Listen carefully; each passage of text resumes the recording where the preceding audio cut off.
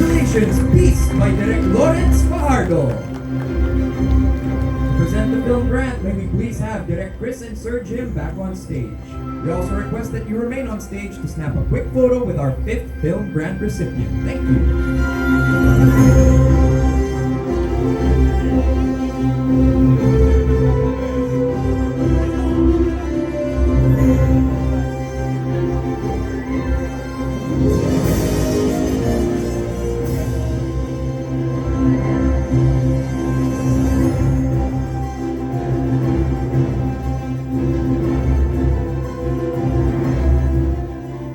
Salamat sa Yugong Sinipanalo. Hindi po ako si Lawrence Fajardo.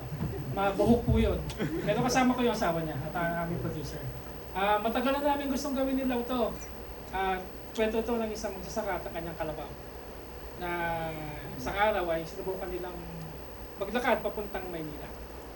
So, hindi ko na sabihin kung ano yung dahilan. Kasi sobrang laking siya. Spoiler alert. Maraming salamat.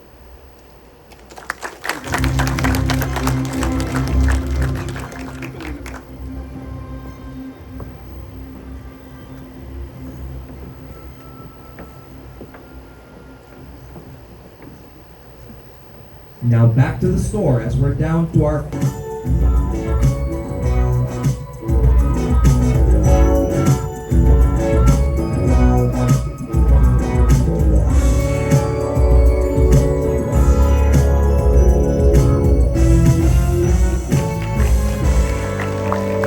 Congratulations, Stuck on You by Direk Nico Maldoza. May we please request Direk Chris and Sir Jim to present the 5 million peso production grant and have a quick photo with our recipient as well.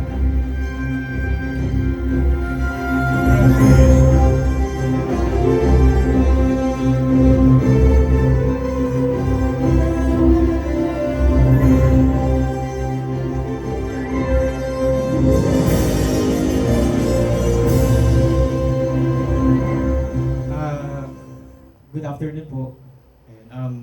Di ko alam. Kinakabahan ako. Thank you so much, Pure Gold Sinipanalo Film Festival, and of course, Southern Lantern sa trust na binigay nyo sa akin.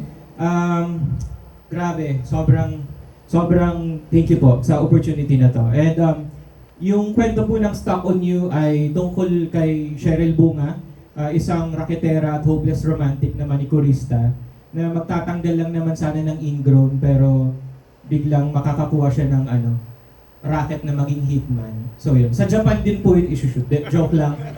Dito lang po yun sa Pilipinas isushoot. Yun po.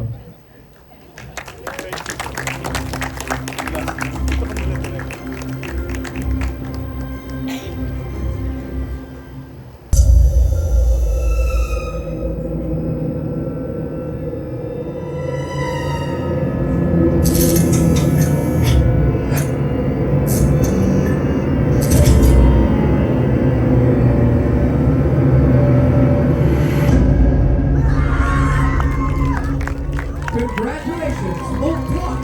Patay na patay sa'yo by Direk Robina Singh. May we please have Direk Chris and Sir Jim back on stage to present the 7th and final production grant this afternoon. Please remain for a quick photo op as well. Thank you.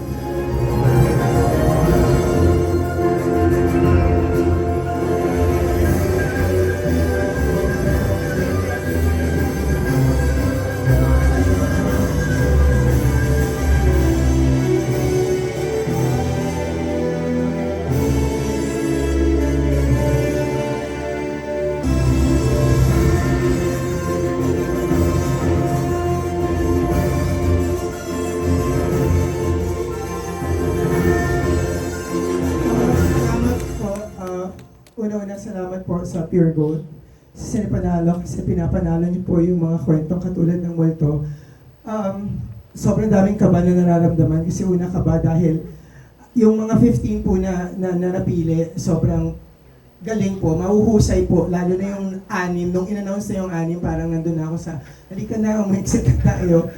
At pangalawa kaba kasi hindi ko po alam ano pong sasabihin ng mga tao sa pagkaka-include namin dito.